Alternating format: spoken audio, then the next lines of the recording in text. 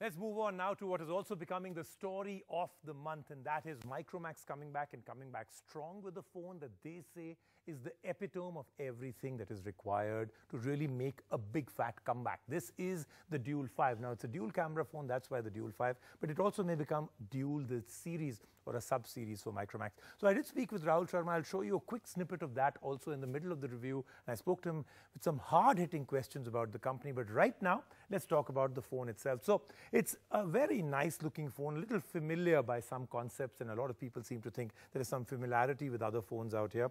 But besides that, this is quite a phone in terms of the display, in terms of the looks, in terms of the optics and the camera and everything else. So I'm telling you right now that the review will be, again, like I said, even for the S8, based a lot on the optics part of it. It's time to get rid of the megapixel and come up with 4 other standards. So let's take a look. Here's our review of the Dual 5 and our optics review.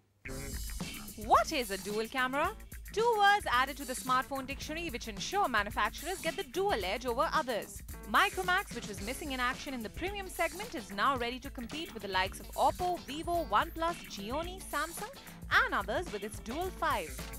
As an Indian, we have a we are a fighter. We have that fighting spirit, and as I said, when we have taken them on earlier, we will take them on right now. So that is not an issue.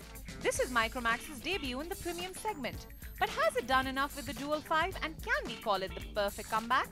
This is by far the most stylish and well-designed product by Micromax. The body has been built with aircraft-grade aluminium. There is a fingerprint sensor at the back and it works well. The dual camera is a combination of 13 megapixel plus 13 megapixel, which produces images with depth. One lens is RGB, the other monochrome, due to which the results are very impressive. Both also have f1.8 apertures. There are multiple effects and modes to play with. There is a 13 megapixel front camera too, which comes along with a beauty mode for the perfect selfie. Here is our optics chart. The Micromax Dual 5 comes with the best lens system and combines with focal length and pixel size. Its average keeping in mind a standard sensor size, it comes to 8.5 out of 10. I've seen a lot of companies launching just a selfie phone. We do love selfies, and we do have products which will take great selfies, but it is not the only thing. We're using two 13 plus 13 megapixel and 13 in front. So this is the first phone with 13, 13, 13, 13 megapixels, which will create amazing memories for people.